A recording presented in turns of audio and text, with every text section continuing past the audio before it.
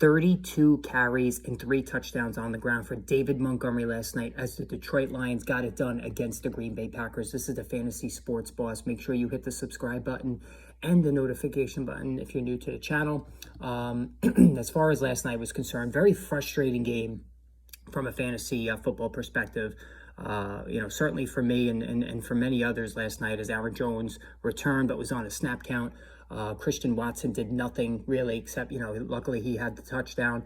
And then Jahmyr Gibbs owners must be ready to pull the hair out of their head after watching Montgomery collect an insane 32 carries in this one, and Gibbs only 8. So again, why did the Lions spend a first-round pick, a high first-round pick on a guy that they're barely even using? All right, so we're going to unwrap all of this here on the wrap-up this month, but we have to start obviously with David Montgomery. So listen, I own Montgomery on one of my teams, but I did not start him last night because he's coming back from the thigh injury. I was worried about maybe a possible snap count, and that Gibbs, who looked good last week, getting the lion's share of carries while Montgomery was out.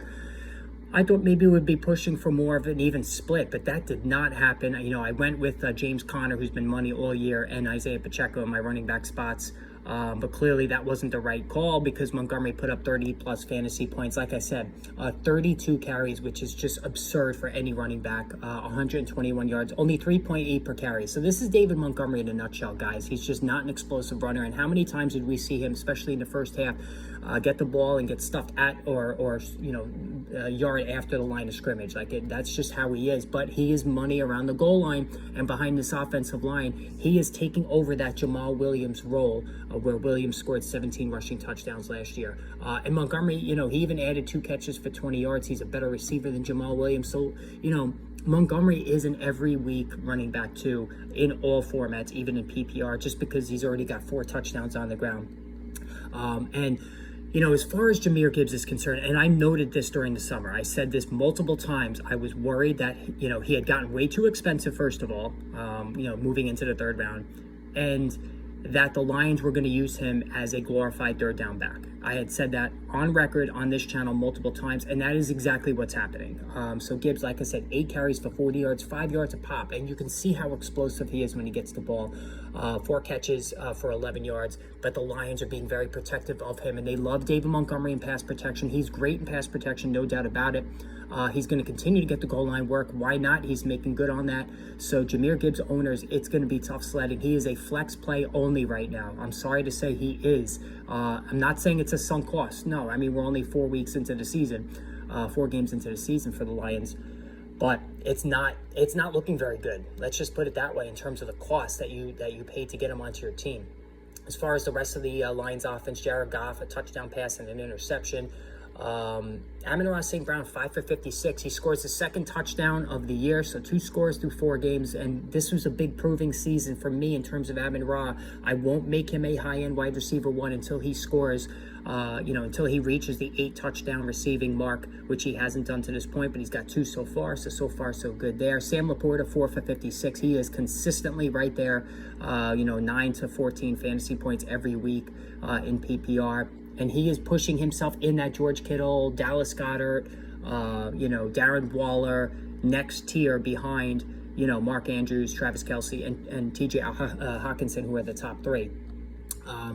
Now, let's get to the Packers. So Jordan Love, a touchdown pass, 2 picks. He's just not an accurate passer, guys. I know it's been...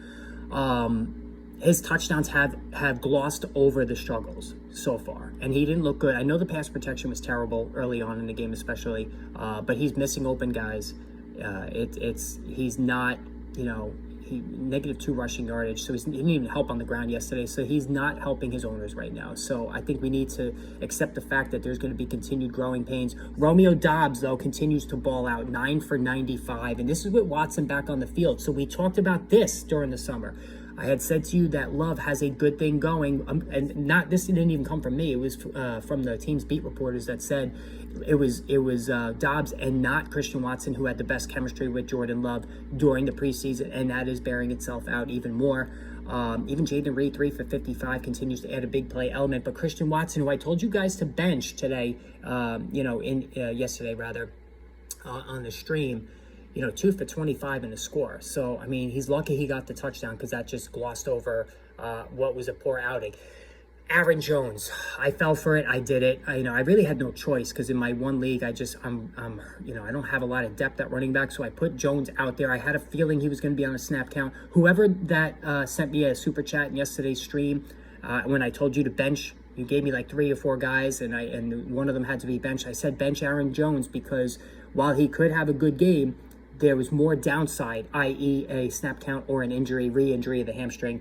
And I'm glad I helped that person out because 5 for 18 on the ground. I don't even think he caught a pass. He caught one pass for -4 yards, which was just a topper.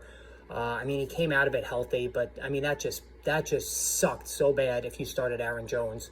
AJ Dillon 5 for 11. Could we next week? Could we please stop with this AJ Dillon rotating with Aaron Jones? It has to stop. He sucks. There's just no other way to classify AJ Dillon. He just go away, dude. Come on. He just sucks. There's no other way around it. I don't want to curse this early in the morning.